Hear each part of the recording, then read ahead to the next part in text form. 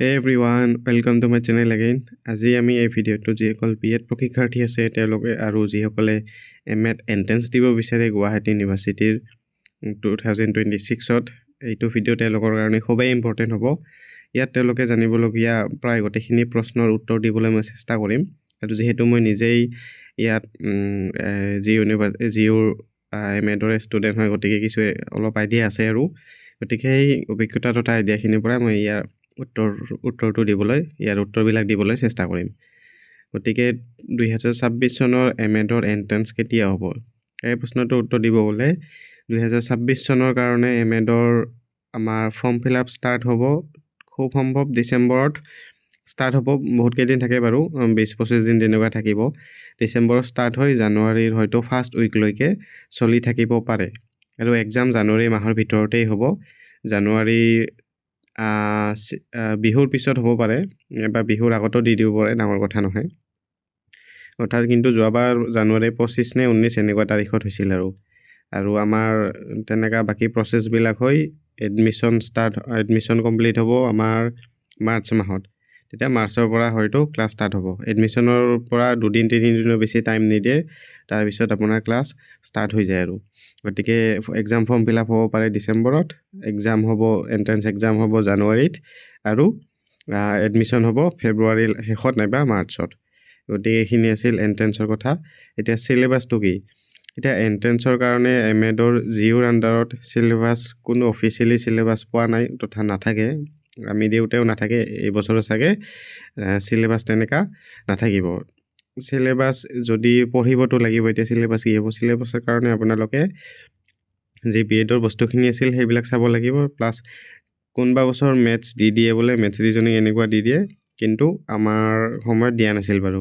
আৰু জিকে খুব বেছি নাহে, কম আহিব আপোনাৰ। মেক্সিমাম এইবিলাক পেডাগজিকেল বস্তুৱেই আহিব আৰু যি থিয়ৰি আছে, যোনবিলাক আমাৰ এডুকেশ্যনেল চাইক'লজিকেল থিয়ৰি আছে, গোটেই চাইক'লজিষ্টবিলাকৰ যি ডেফিনেশ্যন আছে সেইবিলাক অলপ ভালকৈ চাই যাব।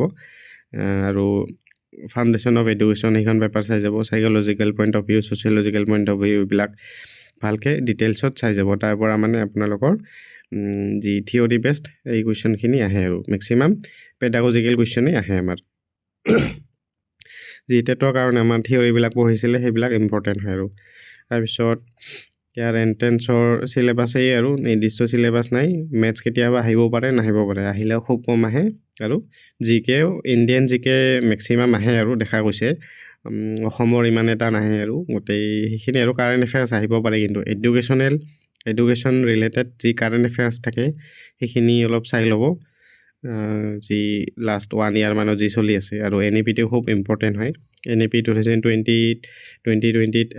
যি গোটেই NEPখন ভালকৈ পঢ়ি যাব, তাৰ পৰা 100% কুৱেশ্যন আহিবই।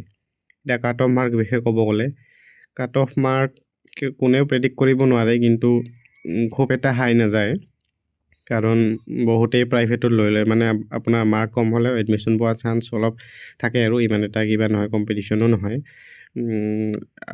মানে 2খন অলৰেডি প্ৰাইভেট আছে জিউৰ আণ্ডাৰত, সেই প্ৰাইভেটখিনিতো লৈ লয় বহুতে, ভাল মাৰ্ক থকাখিনি প্ৰায় লৈ লয় আৰু প্ৰায় বুলি নকওঁ আচলতে, কিছুমানে লৈ লয় আৰু প্ৰাইভেটখিনিত।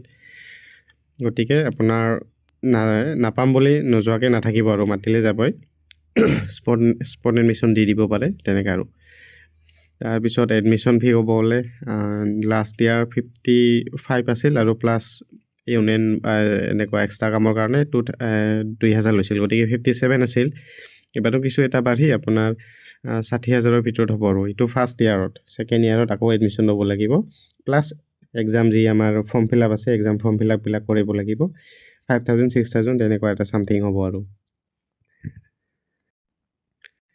এতিয়া অলপ আগতে যে মই ক'লোঁ প্ৰাইভেটত লৈ লয় বহুতে, এতিয়া প্ৰাইভেটত আৰু জিউত কৰা পাৰ্থক্যটো কি? এতিয়া খুব বেছি এটা পাৰ্থক্য নাই। আপোনাৰ জিউৰ আণ্ডাৰতে প্ৰাইভেট দুখন আছে, ক্ষেত্ৰী আৰু নগাঁৱত, তাতেও ল'ব পাৰে ইচ্ছা কৰিলে, আৰু জিউতো ল'ব পাৰে। প্ৰাইভেটত অলপ বেছি হয় আৰু আমাৰ জিউতকৈ, কিন্তু যদি আপোনাৰ ঘৰ দূৰত হয় একেই পৰি যায় আৰু জিউত ল'লে হোষ্টেলটো পোৱা নাযায় সেইটো ছিজনত। হোষ্টেল নাপালে আকৌ ৰুম ৰেণ্ট লওক, গুৱাহাটীত থাকক, ৰান্ধক বাঢ়ক, তেনেকৈ বহুত কষ্ট হৈ যায়।